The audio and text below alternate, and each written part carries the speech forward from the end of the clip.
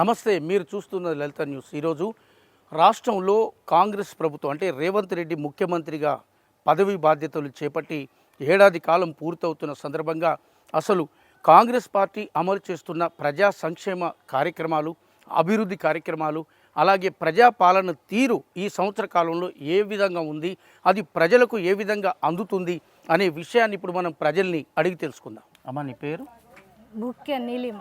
నీలిమ గారు, ఇప్పుడు కాంగ్రెస్ గవర్నమెంట్ వచ్చింది, రేవంత్ రెడ్డి ముఖ్యమంత్రి సంవత్సరం అవుతుంది. ఇప్పుడు ఈ సంవత్సరంలో మీ మహిళలకు కానీ, ప్రజలకు కానీ, పేదలకు కానీ ఏమన్నా లబ్ధి జరిగిందంటారా? లేదండి, ఏం జరగలేదు.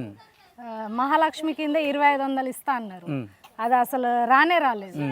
నాకు 63,000 ఉన్నాయి రుణమాఫీ, అది అసలు కానే కాలే. మా ఆయన పేరు మీద ఉన్నాయి, నా పేరు మీద ఉన్నాయి, 1,00,000 లోపు, అసలు కానే కాలేదు. ఇంకా నాకైతే నచ్చలేదండి. నేను ఇప్పటి వరకు కేసీఆర్ సీఎం అని నమ్ముతున్నా, రేవంత్ అని నమ్మట్లేదు. మరి అందరూ బాగా ఓట్లేసి మెజార్టీ బాగా తెచ్చి గెలిపించారు. ఏదో మార్పు కావాలన్నారు కదా, కొత్తగా మార్పు కనబడుతుంది ప్రజలకి. మార్పు తెచ్చుకున్నారు కానీ అభివృద్ధి లేదండి, అభివృద్ధి ఏం లేదు.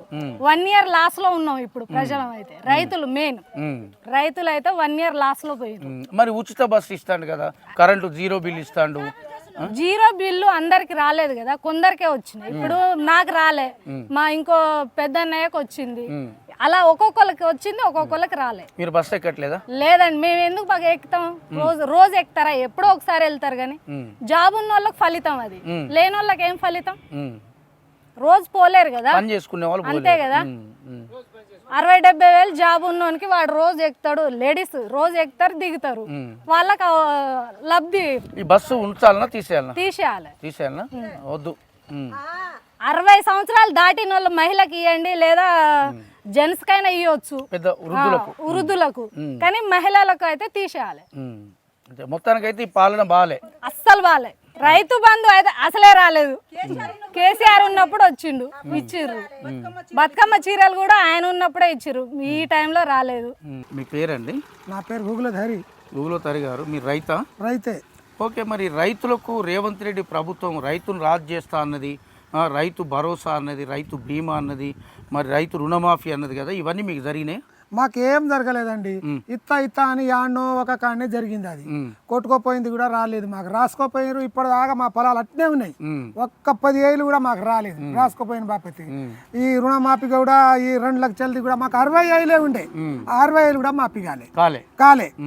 ఏమనుకో ఒక్కోనికి 1,00,000 రూపాయలు అయిందన్నారు, అట్నే అయింది కానీ అందరికైతే కాలేదు. ఈ కేసీఆర్ అయితే చక్కదన ఏ పని అంటే ఆ పని చేసిండు, ఆయన పాలన మంచిగా ఉన్నాం. ఈ రేవంత్ రెడ్డి వచ్చిన కానీ అయితే ఏం ఇబ్బంది మాకు, రైతుకు ఏ చెప్పినా ఇబ్బంది. మందు కట్టలకు మా కట్టలు అన్నిటి పెంచి వదిలిపెట్టిండు, ఏం లేవు. ఆ ఓట్ల ధర కూడా ఏం ఒక 500 కలుపుతా అన్నాడు కానీ నిరుడు అన్నాడు, ఈ 7 దాకా కలుపుడే లేదు.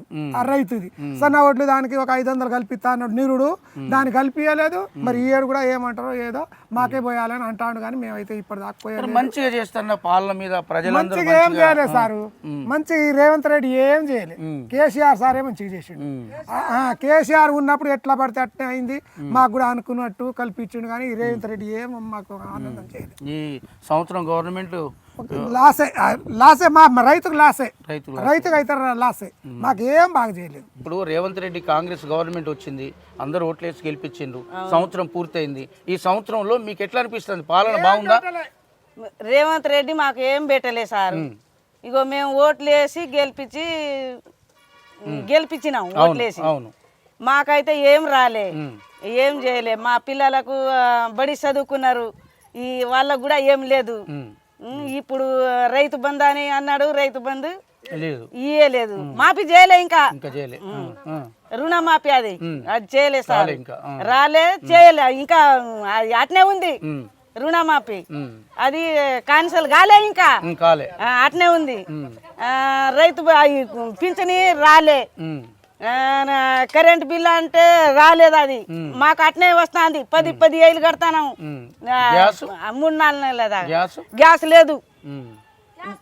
గ్యాస్ ఫ్రీ లేదు, ఆ పైసలే కట్టి తీసుకొస్తాను. మొత్తం పడతాలే బ్యాంక్. ఆహా, అది నాకు తెలియదు సారు. ఆ బ్యాంకులో నాకు ఏం లేదు ఆడ, ఏం లేదు మాకు. రేవంత్ రెడ్డి ఏం పెట్టలే, ఏం చేయలే. అప్పుడు కేసీఆర్ ఉన్నప్పుడే పింఛని వచ్చింది, అది ఏదో రైతు బంధు వచ్చింది, మళ్ళా అది ఏమో అన్నాడు, అది ఏంది కరెంట్ ఫ్రీ అన్నాడు అప్పుడు. ఇక ఏదేదో వస్తుంది కానీ మాకైతే ఏది రాలేదు. ఇప్పుడైతే రేవంత్ రెడ్డి పాలన బాగాలేదా? ఏం లేదు, ఏం లేదు, ఏం లేదు. ఇక పెట్టిన వాళ్ళకి పెడతాడు, మనకేం పెడతాం సార్? మేము ఏడ పోయి అడుగుతాను, మా దాకా వస్తుందా సార్ వాళ్ళది? ఈ సంవత్సర పాలనలో మీ రైతులకు ఎట్లా అనిపిస్తుంది? మాకు ఏమనిపిస్తుంది అంటే, ఏది ఆ పంట దొడ్డు పెట్టినప్పుడు 4 పుట్లు చొప్పున వెళ్ళింది, ఇప్పుడు 2 పుట్లు 3 పుట్లు కూడా వెళ్తాను లేదు. రైతుకు రైతు బంధు అన్నాడు, ఆ రైతు బంధు కూడా వేయలేదని అంతా ఇది అవుతున్నాం. పింఛని అన్నాడు 4000, అది లేదు. మళ్ళీ అట్లా పోతే మళ్ళీ కౌలు రైతుకు ఇస్తాడు, అది కూడా లేదని అందరూ ఎదురు చూస్తాడు ఆయనకి వెళ్ళి.